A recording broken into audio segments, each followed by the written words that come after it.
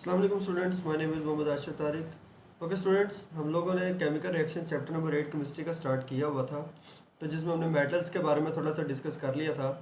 तो आगे हम लोग चलते हैं आज अपने नेक्स्ट टॉपिक की तरफ, जिसका नाम है नॉन मेटल्स।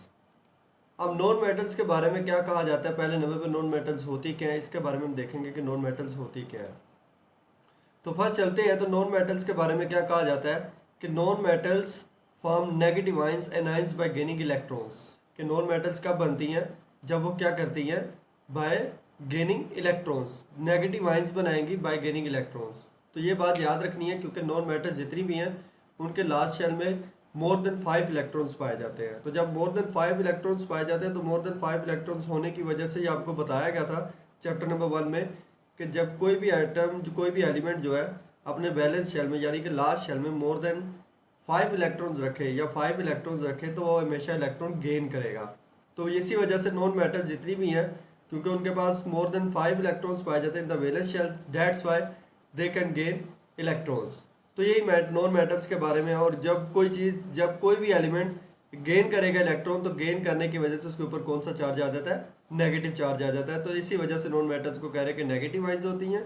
और क्यों होती है, bye gaining electrons, electron gain करने की वजह से। आगे उसके बाद कह रहे हैं कि इलेक्ट्रोनेगेटिव इन नेचर, कि जो हमारे पास नॉन मेटल्स हैं वो इलेक्ट्रोनेगेटिव इन नेचर होते हैं। सीधी सी बात है, इलेक्ट्रोनेगेटिव क्यों है वो मैंने पहले बता दिया, क्योंकि उन्होंने गेन किए इलेक्ट्रॉन्स, और गेन क्यों किया वो भी डिस्कस कर लिया है। आगे चलते हैं, तो आगे नेक्स्ट पॉइंट आ जाता है फॉर्म एसिडिक ऑक्साइड्स। तो मेटल्स जो है वो एसिडिक ऑक्साइड्स बनाएंगी। तीसरी चीज़ जो मेटल्स के बारे में है वो क्या है, the valency of non metals depend upon the number of electrons accepted by them. तो सीधी सी बात है, ये भी आपको पता है कि वैलेंसी उसी चीज़ पर डिपेंड करेगी ना, जो गेन या लूज करेंगे इलेक्ट्रॉन्स। तो नॉन मेटल्स क्योंकि गेन कर रही हैं, तो नॉन मेटल्स की जो वैलेंसी है वो किस चीज़ पर डिपेंड कर रही है, इलेक्ट्रॉन्स एक्सेप्टेड पर। यानी कि उन्होंने कितने इलेक्ट्रॉन्स एक्सेप्ट किए हैं, नंबर ऑफ इलेक्ट्रॉन्स, उस पर उनकी वैलेंसी क्या करती है, डिपेंड करती है। तो आगे कुछ एग्जाम्पल्स देखते हैं वन बाय वन। तो एग्जाम्पल्स की तरफ चलते हैं। तो पहली जो एग्जाम्पल हमें दी हुई है वो कह रहे हैं कि valence of chlorine, valency of chlorine is atom is 1। Chlorine atom की वैलेंसी 1 क्यों है, except only 1 electrons in its outermost shell. क्योंकि क्लोरीन के पास कितने इलेक्ट्रॉन होते हैं, चाहिए होता है उसको 1 इलेक्ट्रॉन चाहिए होता है अपने आउटरमोस्ट शेल में। क्योंकि क्लोरीन जो है Cl, अगर उसको देखें तो उसका एटॉमिक नंबर है 17। तो एटॉमिक नंबर 17 होने की वजह से अगर मैं शेल बनाता हूँ, तो शेल बनाते वक्त क्या देखा जाएगा कि अगर मैं देखूँ, मैं आपके सामने यहाँ पर एक शेल बनाता हूँ, ये एक शेल है और एक शेल ये है, एक शेल ये आपके पास, एक शेल ये है और एक शेल ये है। अब आप लोगों को पता है यहाँ पर 2 इलेक्ट्रॉन्स पाए जाते हैं, इधर आपके पास 8 इलेक्ट्रॉन्स आ जाएंगे। तो क्लोरीन के यहाँ पर 8 इलेक्ट्रॉन्स होंगे, अब यहाँ पर 7 इलेक्ट्रॉन आ जाएंगे। अब इसको यहाँ पर अपना ऑक्टेट कंप्लीट करने के लिए कितना इलेक्ट्रॉन चाहिए, 1 इलेक्ट्रॉन चाहिए। तो 1 इलेक्ट्रॉन लेने के लिए फिर क्या, अपना 1 इलेक्ट्रॉन कंप्लीट करने के लिए क्या करेगा, किसी दूसरे एटम एलिमेंट से अपना 1 इलेक्ट्रॉन एक्सेप्ट करेगा और अपने ऑक्टेट को क्या कर लेगा, कंप्लीट कर लेगा। तो ये आपके पास क्लोरीन के बारे में है कि क्लोरीन जो एटम है वो ये सिर्फ 1 इलेक्ट्रॉन क्या करता है, एक्सेप्ट करता है कि वो अपने आउटरमोस्ट शेल में है। तो अगर एग्जाम्पल आगे देखा जाए, तो सिमिलरली वो आपको दूसरी एग्जाम्पल दे रहे हैं ऑक्सीजन के बारे में, कि ऑक्सीजन कितने इलेक्ट्रॉन एक्सेप्ट करता है, 2 इलेक्ट्रॉन्स। क्यों, उसकी वैलेंसी क्या है, फिर उसकी 2 हुई। तो जितने इलेक्ट्रॉन वो एक्सेप्ट करेंगे उतनी उसकी वैलेंसी कहलाएगी। अगर क्लोरीन 1 कर रहा है तो उसकी वैलेंसी 1 है, सो ऑक्सीजन 2 कर रहा है तो उसकी वैलेंसी क्या हो गई, 2 हो गई। तो ये आपको बेसिकली उन्होंने बताया कि जितने इलेक्ट्रॉन वो एक्सेप्ट करेंगे वो उसकी क्या कहलाएगी, वैलेंसी कहलाएगी। अगर ये क्वेश्चन देखो, तो क्लोरीन +1e के क्लोरीन ने 1 इलेक्ट्रॉन एक्सेप्ट किया और वो क्लोरीन आयन बना दिया। इसी तरीके से ऑक्सीजन है, तो ऑक्सीजन ने क्या किया, 2 इलेक्ट्रॉन एक्सेप्ट किए और 2 इलेक्ट्रॉन एक्सेप्ट करने के बाद ऑक्साइड आयन बना दिया। तो आपको पहले से बता दिया कि जो नॉन मेटल्स हैं वो क्या बनाती हैं, एसिडिक ऑक्साइड्स बनाती हैं। नेक्स्ट हमारे पास आ जाता है कि dependence of non metallic character, कि नॉन मेटेलिक कैरेक्टर की डिपेंडेंस किस चीज़ पे, कि नॉन मेटेलिक कैरेक्टर डिपेंड किस चीज़ पे करता है। तो पहली जो चीज़ नॉन मेटेलिक कैरेक्टर के बारे में बताइए कि वो किस चीज़ पे डिपेंड करता है, वो ये है कि इलेक्ट्रॉन अफिनिटी, कि इलेक्ट्रॉन अफिनिटी कितनी है, उसके ऊपर के न्यूक्लियस से इलेक्ट्रॉन कितनी अट्रैक्शन कर रहा है उस चीज़ पर अट्रैक्ट कर।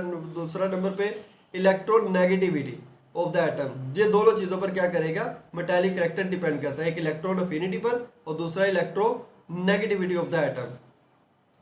अब क्या कहा जाता है कि some size small size elements having high nuclear charge. अब आपको पता है क्योंकि चैप्टर नंबर 3 में बताया गया कि मेटालिक करैक्टर के बाद उसमें इलेक्ट्रोनेगेटिविटी इलेक्ट्रॉन अफिनिटी को उन्होंने डिस्कस किया हुआ है कि एक एटम है उसका साइज अगर छोटा है तो साइज छोटा होने की वजह से न्यूक्लियस की अट्रैक्शन क्या होगी, ज़्यादा होगी।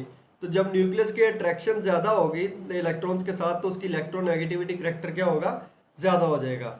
और इसी की वजह से जब इलेक्ट्रोनेगेटिविटी करैक्टर ज़्यादा होगा तो उसकी वजह से उनकी इलेक्ट्रॉन अफिनिटी यानी कि न्यूक्लियस की इलेक्ट्रॉन से अट्रैक्शन भी क्या है, ज़्यादा है। तो ये आपके पास क्या है, ये आपके पास बताया गया है नॉन मेटालिक करैक्टर के बारे में कि वो किस चीज़ पर डिपेंड कर रहा है। तो बेसिक दो चीज़ें हैं, इलेक्ट्रॉन अफिनिटी और इलेक्ट्रोनेगेटिविटी। क्योंकि अगर साइज छोटा है तो साइज छोटा होने की वजह से उसकी इलेक्ट्रोनेगेटिविटी ज़्यादा है, इलेक्ट्रोनेगेटिविटी ज़्यादा होने की वजह से उसकी इलेक्ट्रॉन अफिनिटी ज़्यादा है। लेकिन अगर एक एटम है उसका साइज बड़ा है तो साइज बड़ा होने की वजह से उसके ऊपर इलेक्ट्रोनेगेटिविटी भी कम लगेगी और उसकी इलेक्ट्रॉन अफिनिटी भी कम होगी। जैसे उन्होंने आपको पीरियोडिक टेबल में बताया था चैप्टर नंबर 3 में कि अगर आप टॉप टू बॉटम ग्रुप में मूव करते हैं तो एटम का साइज इंक्रीज करता है। तो जब एटम का साइज इंक्रीज कर रहा है तो एटम का साइज इंक्रीज करने की वजह से उसके अंदर जो इलेक्ट्रोनेगेटिविटी है और जो इलेक्ट्रॉन अफिनिटी है वो भी डिक्रीज हो जाती है, क्योंकि न्यूक्लियस की अट्रैक्शन कम हो जाती है इलेक्ट्रॉन्स के साथ। तो जब न्यूक्लियस की अट्रैक्शन कम हो जाएगी इलेक्ट्रॉन्स के साथ तो उसकी इलेक्ट्रॉन अफिनिटी कम हो जाएगी। तो जब इलेक्ट्रॉन अफिनिटी कम होगी तो इलेक्ट्रॉन नेगेटिविटी यानी कि अब हम इजीली उसमें से क्या कर लेंगे, इलेक्ट्रॉन्स को रिमूव कर लेंगे, तो जिसकी वजह से हमारी इलेक्ट्रॉन नेगेटिविटी क्या हो जाएगी, वो भी कम हो जाएगी। लेकिन अगर जब हम पीरियड्स में मूव करेंगे लेफ्ट टू राइट तो लेफ्ट टू राइट आपको पता है कि साइज क्या रहता है, स्मॉल होता जाता है। तो साइज छोटा होने की वजह से वहां पर न्यूक्लियस की अट्रैक्शन ज्यादा हो जाती है इलेक्ट्रॉन से, जिसकी वजह से left to right electronegativity increase करती है और इलेक्ट्रॉन अफिनिटी भी क्या करती है, इंक्रीज करती है। तो ये आपके पास थोड़ा सा मेटालिक करैक्टर के बारे में था कि जो नॉन मेटल्स है उनका मेटालिक करैक्टर बेसिक डिपेंड किस चीज पे करता है। आगे नेक्स्ट चलते हैं तो नेक्स्ट हमारे पास आ जाता है elements of non metals in periodic table. अब पीरियोडिक टेबल में एलिमेंट्स कौन कौन से नॉन मेटल के, तो पहले नंबर पे ग्रुप 14 में कार्बन आ जाता है कि जो हमारे पास अगर पीरियोडिक टेबल देखा जाए तो पीरियोडिक टेबल में ग्रुप 14 से जो ताल्लुक रखने वाला पहला एटम है जिसका नाम है कार्बन, वो नॉन मेटल्स में इंक्लूड है। उसके बाद आपका ग्रुप 15 में नाइट्रोजन और फॉस्फोरस इंक्लूड होते हैं नॉन मेटल्स में, और फिर ग्रुप 16 में ऑक्सीजन, सल्फर एंड सिलीनियम आ जाता है। ग्रुप 17 में आपके पास हैलोजेंस आ जाते हैं, fluorine, chlorine, bromine and iodine. These are the non metals. तो ये आपके पास पीरियोडिक टेबल के अंदर बताया गया कि अगर ये देखें तो ये एलिमेंट्स जितने भी हैं ये आपके पास क्या है, नॉन मेटल्स है। अगर देखा जाए तो ये डायग्राम में आपको नजर आएगा कि ये आपके पास ग्रुप 14 है, group 15, group 16, group 17 and group 18। तो ग्रुप 14 में कार्बन सिर्फ इंक्लूड है, ग्रुप 15 में नाइट्रोजन और फॉस्फोरस, और ग्रुप 18 में ऑक्सीजन, सल्फर और सिलीनियम, और ग्रुप 17 में फ्लोरीन, क्लोरीन, ब्रोमीन और आयोडीन। तो these are the non metals. ये सारी की सारी आपके पास क्या है, नॉन मेटल्स हैं। आगे नेक्स्ट चलते हैं तो नेक्स्ट हमारे पास आ जाता है physical properties of non metals कि अब नॉन मेटल्स की फिजिकल प्रॉपर्टीज क्या है, तो उनको डिस्कस करते हैं। तो पहले नंबर पे हमारे पास जो फिजिकल प्रॉपर्टीज से रिलेटेड बताया हुआ है नॉन मेटल्स की, वो क्या बताया हुआ है कि solid non metals are brittle, कि जो सख्त किस्म की नॉन मेटल्स हैं वो क्या होती है, ब्रिटल होती है। ब्रिटल का मतलब है कि वो इजीली क्या हो जाती है, ब्रेक हो जाती है, हम उनको इजीली क्या कर सकते हैं, तोड़ सकते हैं, उनको इतना मुश्किल नहीं तोड़ना। तो ये सॉलिड नॉन मेटल्स के बारे में है। उसके बाद सेकंड प्रॉपर्टी जो नॉन मेटल्स की बताई है कि non metals are bad conductor of heat and electricity except graphite, कि नॉन मेटल जो है बैड कंडक्टर है हीट के और इलेक्ट्रिसिटी के, लेकिन ग्रेफाइट क्या है, गुड कंडक्टर है। बाकी जितने भी मेटल्स हैं, नॉन मेटल्स हैं, वो बैड कंडक्टर ये रहेंगे हीट की और इलेक्ट्रिसिटी की। लेकिन सिर्फ जब ग्रेफाइट की बात करेंगे, graphite is also a non metal but graphite is a good conductor of heat and electricity. Next चलते हैं थर्ड प्रॉपर्टी की तरफ। तो थर्ड प्रॉपर्टी हमारे पास क्या है, दे आर नॉट शाइनी। जैसे आपको बताया गया था कि जो हमारे पास मेटल्स हैं वो शाइनी होती है, लस्ट्रस होती है, लेकिन जो नॉन मेटल्स है दे आर नॉट शाइनी, ये शाइनी नहीं है। एंड दे आर डल, लेकिन ये डल होती है। लेकिन कुछ जैसे एक्सेप्ट आयोडीन, आयोडीन के अलावा, क्योंकि आयोडीन जो है वो क्या है, लिस्ट्रस है। जैसे मेटल्स आपके पास चमकदार होती है वैसे ही आयोडीन भी आपके पास क्या है, चमकदार है। लेकिन जब बात करेंगे हम बाकी नॉन मेटल्स के आयोडीन के अलावा, तो आयोडीन के अलावा जितनी भी नॉन मेटल्स हैं वो नॉट शाइनी है, तो डल होती है, बेसिकली क्या होती है, डल होती है। नेक्स्ट फोर्थ प्रॉपर्टी हमारे पास आ जाती है, दे आर जनरली सॉफ्ट, कि जितनी भी नॉन मेटल्स हैं वो आमतौर पे क्या होती हैं, सॉफ्ट होती है। लेकिन एक नॉन मेटल जिसका नाम है डायमंड, जो डायमंड है वो सॉफ्ट नहीं होता, डायमंड हार्ड होता है। तो ये आपके पास थोड़ा फोर्थ प्रॉपर्टी थी फिजिकल प्रॉपर्टी। आगे फिफ्थ फिजिकल प्रॉपर्टी में आ जाता है they have low melting and boiling point, कि जितनी भी नॉन मेटल्स हैं उन सब का बॉइलिंग और मेल्टिंग पॉइंट क्या है, लो है। लेकिन कुछ जो है उनका बॉइलिंग और मेल्टिंग पॉइंट लो नहीं है, जैसे सिलिकॉन, ग्रेफाइट और डायमंड, इनका लो मेल्टिंग पॉइंट नहीं है। इनको मेल्ट और बॉयल करने के लिए हमें बहुत ज़्यादा हाई टेम्परेचर प्रोवाइड करना पड़ेगा। तो ये वो वजह कह रहे हैं कि बाकी जितनी भी नॉन मेटल्स इनके अलावा वो सारी low melting and boiling point रखते हैं, लेकिन इनका high melting and boiling point है। आगे सिक्स प्रॉपर्टी हमारे पास आ जाती है दे हैव लो डेंसिटीज। तो जितनी भी नॉन मेटल्स हैं उन सब की डेंसिटीज क्या होती है, लो होती है। तो ये आपके पास सल्फर एक डायग्राम बनी हुई है, तो ये sulphur is the non metal. तो सल्फर हमारे पास एक नॉन मेटल है, तो देखने में आपको नजर आ रही है, अगर देखा तो कभी पोटास देखी हो तो पाउडर फॉर्म में भी आपको मिलती है। तो वो पोटास जो है वो हमें पाउडर फॉर्म में, लेकिन वो सॉफ्ट है। तो जितने भी नॉन मेटल्स हैं वो सॉफ्ट है, लेकिन ग्रेफाइट के अलावा बाकी वो डायमंड के अलावा बाकी सारी नॉन मेटल्स क्या है, सॉफ्ट होती है। तो ये आपके पास कुछ फिजिकल प्रॉपर्टीज थी रिलेटेड टू नॉन मेटल्स। लेकिन आगे हम चलते हैं, आगे हमारे पास आ जाती है chemical properties of non metals. अब chemical properties of non metals के बारे में क्या कहा जाता है कि पहली प्रॉपर्टी हमारे पास क्या दी हुई है, the valence shells are deficient of electrons that readily accept electrons to complete their valence shell and become stable. क्योंकि आपको पता है कि इनका वैलेंस शेल जो लास्ट शेल वो डेफिशिएंट होता है इलेक्ट्रॉन से, और वो अपने इलेक्ट्रॉन्स को क्या करते हैं, एक्सेप्ट करते हैं क्या कि अपने इलेक्ट्रॉन्स को कंप्लीट कर सके, और कंप्लीट करने के बाद क्या हो जाए, स्टेबल हो जाए। तो कोई भी एलिमेंट है, कोई भी एटम है जो हमारे पास पीरियोडिक टेबल में इंक्लूड है, उन सब ने क्या करना है, अपने लास्ट शेल यानी कि वैलेंस शेल को कंप्लीट करना है। अगर वो वैलेंस शेल, अब क्योंकि जो अब हम इनकी नॉन मेटल्स की बात कर रहे हैं, तो नॉन मेटल्स में मोर देन 5 इलेक्ट्रॉन्स पाए जाते हैं इन द वैलेंस शेल। तो that's why they can accept a electron, जिसकी वजह से वो क्या करेंगे, अपने इलेक्ट्रॉन्स को एक्सेप्ट करेंगे दूसरे एलिमेंट से, ताकि वो अपने ऑक्टेट को कंप्लीट कर सके। तो यही बात कह रहे हैं कि वो वैलेंस शेल डेफिशिएंट होता है उनका इलेक्ट्रॉन से, तो फिर वो क्या करते हैं, अपने इलेक्ट्रॉन को एक्सेप्ट करते हैं ताकि अपने वैलेंस शेल को कंप्लीट करें और स्टेबल हो जाए। तो ये पहली केमिकल प्रॉपर्टी बताई हुई है नॉन मेटल्स के बारे में, कि नॉन मेटल्स ने इलेक्ट्रॉन एक्सेप्ट करना और स्टेबल होना है। सेकंड प्रॉपर्टी दे बताई हुई है कि they form ionic compound with metals, कि अगर जो हमारे पास नॉन मेटल्स है मेटल्स के साथ रिएक्ट कर रही हैं, तो मेटल्स के साथ रिएक्ट करने के बाद वो क्या बनाएंगी, आयनिक कंपाउंड बनाएंगी। लेकिन अगर जब बात करेंगे कोवलेंट कंपाउंड्स की, तो कोवलेंट कंपाउंड्स के साथ रिएक्ट करने के बाद, बल्कि जब हम बात करेंगे मेटल्स के साथ नॉन मेटल्स रिएक्ट करेंगी तो आयनिक कंपाउंड बनेंगे, लेकिन जब नॉन मेटल्स के साथ रिएक्ट करेंगी तो कोवलेंट कंपाउंड, क्योंकि वो शेयरिंग के जरिए से फिर क्या करेंगे, अपने इलेक्ट्रॉन ऑक्टेट को अपने आप को स्टेबल करेंगे। लेकिन जब मेटल्स की बात करेंगे तो मेटल्स में वो अपने कंप्लीट इलेक्ट्रॉन्स या ट्रांसफर करवाएंगे दूसरे एलिमेंट से।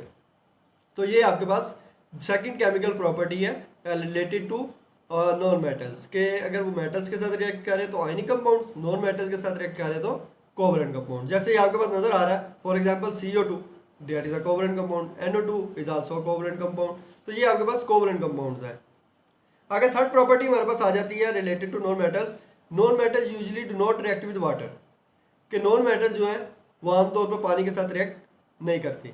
तो ये हमारी तीसरी प्रॉपर्टी नॉन मेटल से रिलेटेड। आगे फोर्थ प्रॉपर्टी आ जाती है they do not react with dilute acids because non metals are itself electron acceptor. अब डिल्यूट एसिड वो क्या होता है, वो इलेक्ट्रॉन एक्सेप्टर होता है।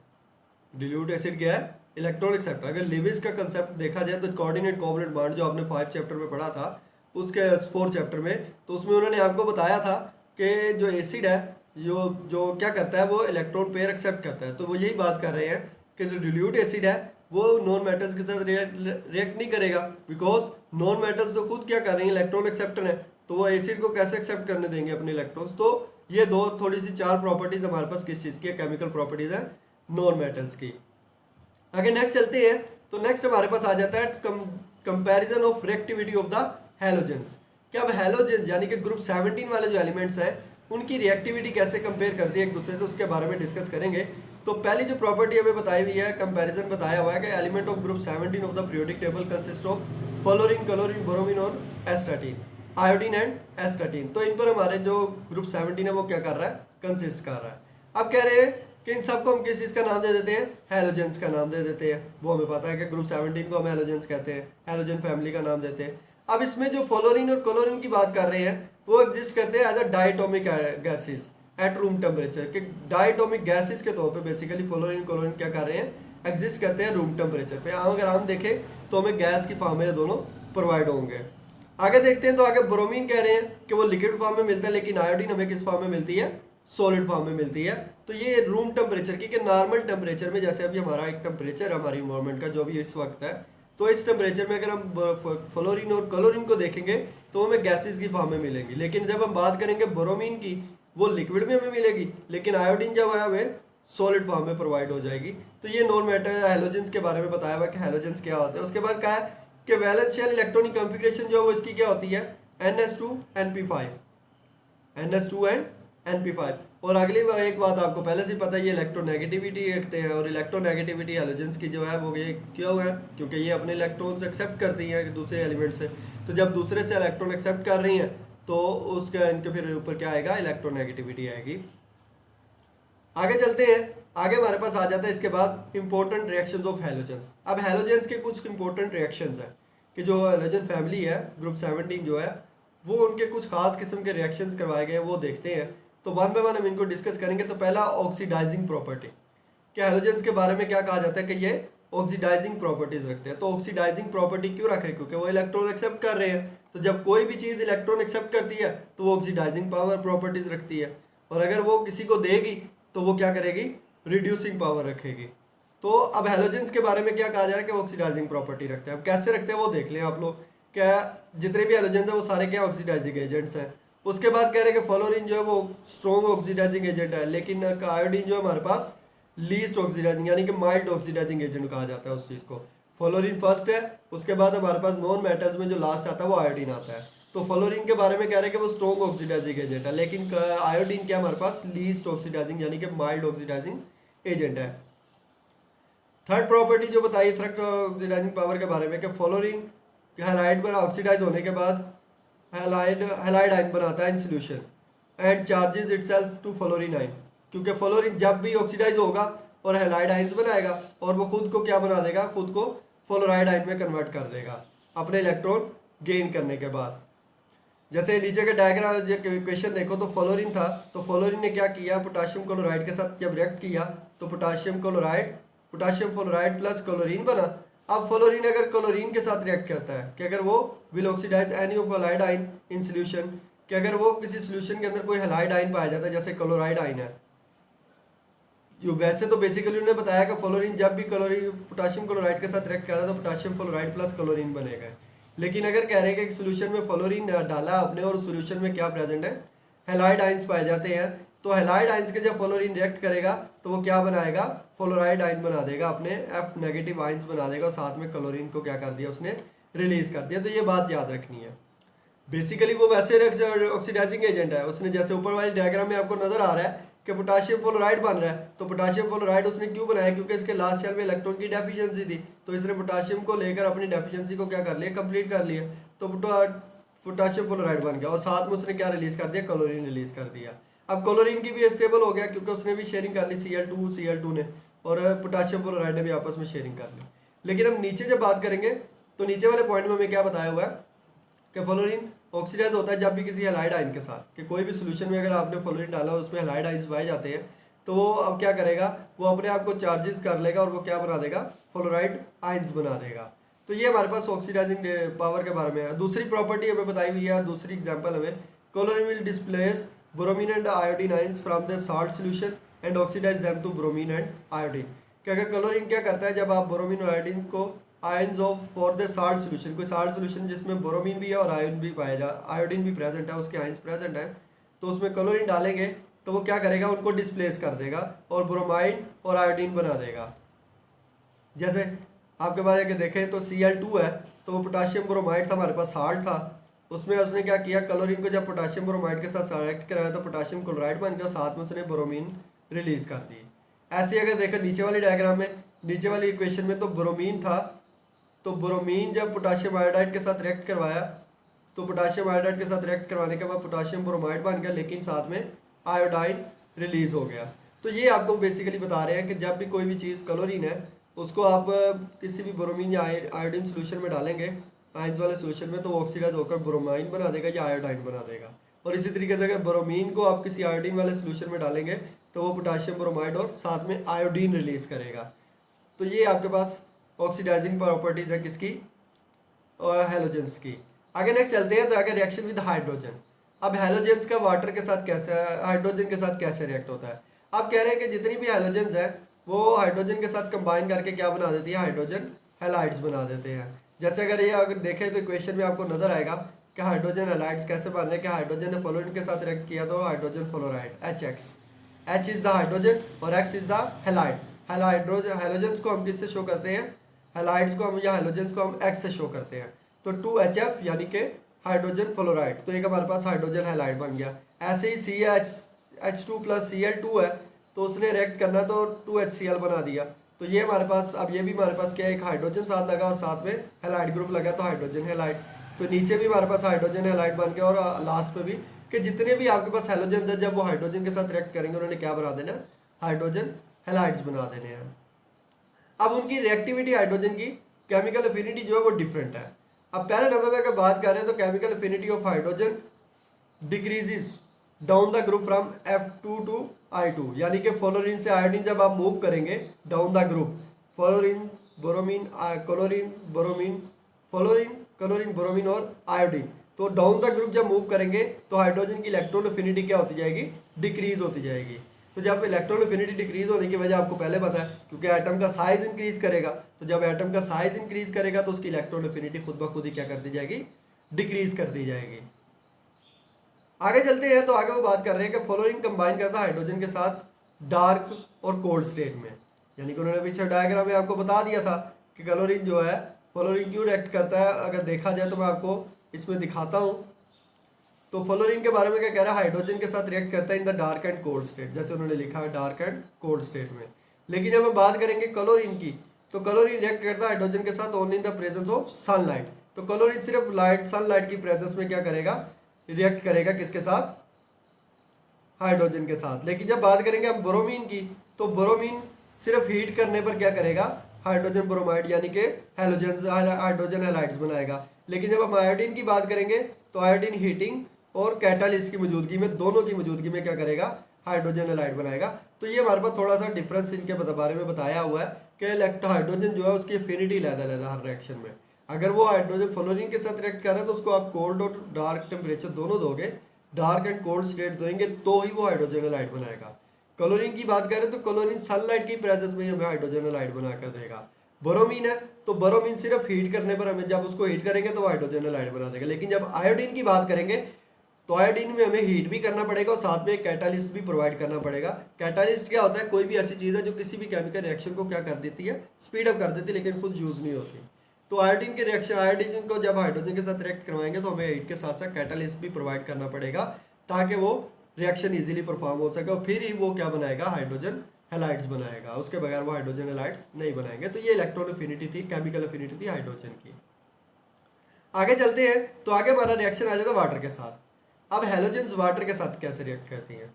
तो फ्लोरीन के बारे में क्या कह रहे हैं कि फ्लोरीन क्या करेगी, वो डिकम्पोज करेगी water in cold state and in dark, के वाटर को क्या कर देगी, fluorine decomposes water into cold state and in dark, के वाटर को वो डिकम्पोज कर देगी कोल्ड स्टेट में। और उसके बाद क्लोरीन डिकम्पोज करेगी वाटर को सनलाइट की प्रेजेंस में। जैसे कि ये देखें तो hydrogen plus H2 plus F2 तो वह 2HF, तो डार्क एंड कोल्ड स्टेट। नीचे आपके पास नजर आ रहा है chlorine decomposes water in presence of sunlight, तो Cl2 प्लस H2O, सनलाइट की प्रेजेंस में HCl प्लस HOCl। लेकिन ऊपर वाले डायरेक्शन में आपको थोड़ा सा चेंज करना पड़ेगा, ये रिएक्शन गलत है इसका। तो इसमें आपके पास क्या आ जाएगा कि फ्लोरीन दो था F2, जब आपने उसको क्या किया, वाटर के साथ रिएक्ट करवाया H2O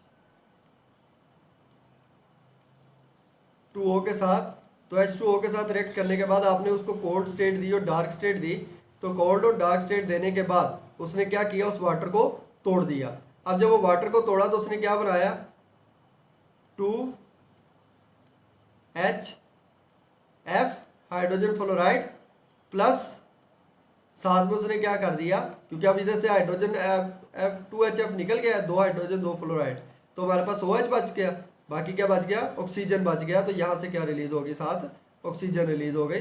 तो ये आपके पास क्या हुआ, हाइड्रोजन फ्लोरीन को जब आप क्या करेंगे, वाटर की प्रेजेंस में वाटर को साथ रिएक्ट करवाएंगे तो वो वाटर को तोड़ देगी उसके अलावा वो कब तोड़ेगी, डार्क एंड कोल्ड स्टेट में। लेकिन जब क्लोरीन को डिकम्पोज करवाओगे क्लोरीन को वाटर के साथ रिएक्ट करवाएंगे तो वो वाटर को डिकम्पोज करेगी सनलाइट की प्रेजेंस में। जैसे नीचे आपको नजर आ रहा है, क्लोरीन को वाटर के साथ रिएक्ट करवाया तो हाइड्रोजन क्लोराइड HCl और हाइड्रोक्लोरिक एसिड जिसको कहते हैं और HOCl, ये साथ दोनों रिलीज हुए। अगले रिएक्शन में चलते हैं।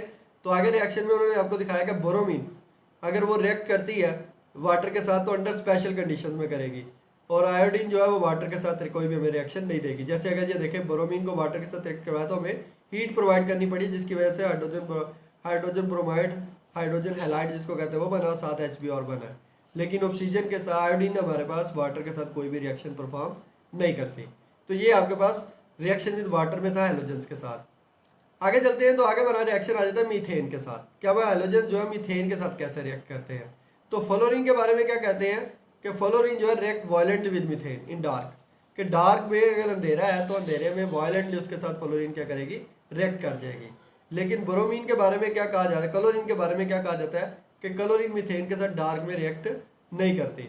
अब इसकी in the presence of diffuse sunlight the reaction of chlorine with methane is slow, कि अगर तो क्लोरीन वैसे तो डार्क में रिएक्ट नहीं कर रही मीथेन के साथ, लेकिन जब आप उसको डिफ्यूज सनलाइट प्रोवाइड करेंगे फैलाकर तो सनलाइट डिफ्यूज होने की वजह से क्लोरीन मीथेन के साथ स्लोली रिएक्ट करेगी और वो कुछ कंपाउंड बनाएगी जैसे CH3C1, CH2, Cl2, CHCl3 and CCl4. तो these compounds are formed after when the chlorine is passed through the diffuse sunlight, कि जब क्लोरीन को हम डिफ्यूज सनलाइट देंगे तो तब हमारे पास ये क्या करेगा, मीथेन के साथ रिएक्ट करने के बाद हमें ये कंपाउंड्स बनाकर देगा। तो ये हमारे पास डार्क रिएक्शन से बात। अब जो ऊपर देखा जाए तो chlorine does not react with methane in dark, तो ये जो रिएक्ट कर रही है क्लोरीन कार्बन प्लस 4 HCl, तो ये डार्क रिएक्ट में नहीं चल रही है, ब्राइट लाइट की प्रेजेंस में ये रिएक्शन क्या हो रहा है, परफॉर्म हो रहा है। आगे बढ़ा जाता है रिएक्शन विद सोडियम हाइड्रोक्साइड। कि अगर आप हेलोजेंस को सोडियम हाइड्रोक्साइड के साथ रिएक्ट करें तो फिर क्या होगा। तो क्लोरीन के बारे में क्या कह रहे हैं, react with cold dilute NaOH to give sodium hydrochloride and sodium chloride. कि क्लोरीन को अगर आप क्या करो, कोल्ड डिल्यूट NaOH के साथ सोडियम हाइड्रोक्साइड के साथ क्या करें, रिएक्ट करवाएं, तो फिर हमें क्या बना के देगा, सोडियम हाइड्रोक्लोराइड बना कर देगा और साथ सोडियम क्लोराइड बना कर देगा। ऐसे ही अगर देखा है, जैसे ये एग्जाम्पल में आपको नजर आ रहा है क्वेश्चन में, सोडियम हाइड्रोक्साइड कोल्ड फॉर्म में था और डिल्यूट था, क्लोरीन के साथ रिएक्ट करवाया तो सोडियम क्लोराइड, सोडियम हाइड्रोक्लोराइड और वाटर, सोडियम क्लोराइड और सोडियम हाइड्रोक्लोराइड बना है। लेकिन अगर नीचे बात कर रहे हैं तो नीचे क्लोरीन कह रहे हैं कि हॉट जब कंसनट्रेटेड NaOH के साथ रिएक्ट करवाएंगे तो हमें सोडियम क्लोराइड भी बनाकर देगा और साथ में सोडियम क्लोरेट बनाएगा। ऊपर सोडियम हाइड्रोक्लोराइड बना था, लेकिन यहाँ पर क्या बना, सोडियम क्लोराइड के साथ सोडियम क्लोरेट। जब हमने क्या कर दिया, हमने उसको रिएक्शन चेंज करवा दिया कंसनट्रेटेड NaOH के साथ, हॉट कंसनट्रेटेड NaOH के साथ, तो उसमें हमारे पास प्रोडक्ट चेंज हो गए। तो ये आपको बताया हुआ है, रिएक्शन बताया है सोडियम हाइड्रोक्साइड के साथ किसका, हेलोजेंस का। उम्मीद करता हूँ स्टूडेंट समझ आ गई होगी आप लोगों को। बाकी अगर कोई बात समझ नहीं आई तो आप मुझसे कमेंट्स में क्वेश्चन कर सकते हैं, इंशाल्लाह मैं आपको रिप्लाई करूँगा। थैंक यू स्टूडेंट्स, अल्लाह हाफिज़।